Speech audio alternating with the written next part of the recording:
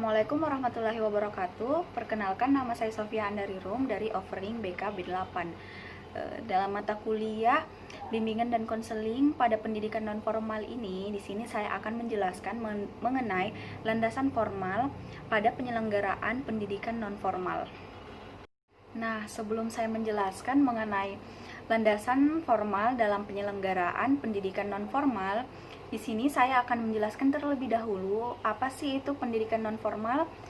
Nah, dalam Undang-Undang Sisdiknas tahun 2003, istilah pendidikan luar sekolah disebut juga dengan pendidikan nonformal dan informal.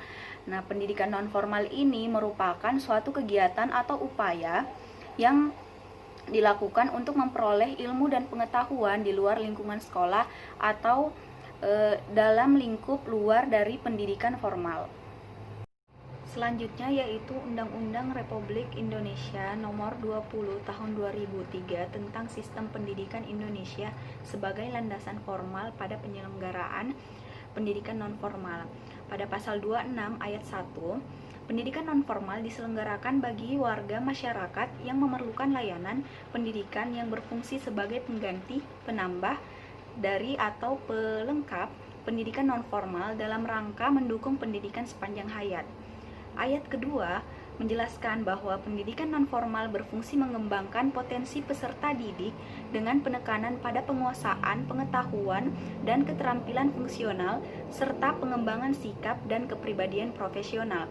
Pada ayat 3 dijelaskan bahwa pendidikan nonformal meliputi pendidikan kecakapan hidup, pendidikan anak usia dini, pendidikan kepemudaan, pendidikan pemberdayaan perempuan, pendidikan keaksaraan, pendidikan keterampilan dan pelatihan kerja, pendidikan kesetaraan, serta pendidikan lain yang ditujukan untuk mengembangkan.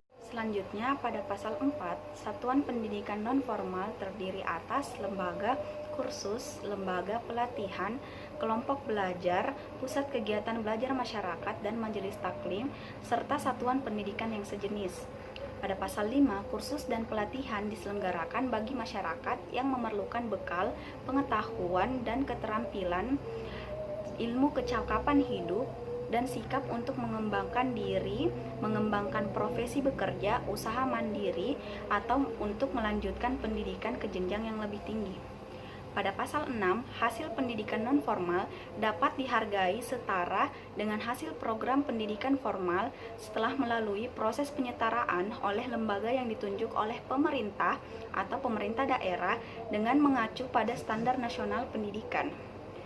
Yang terakhir, pasal 7, ketentuan mengenai penyelenggaraan pendidikan nonformal sebagaimana dimaksud dalam ayat 1, ayat 2, ayat 3, ayat 4, ayat 5, dan ayat 6 diatur lebih lanjut dalam peraturan pemerintah.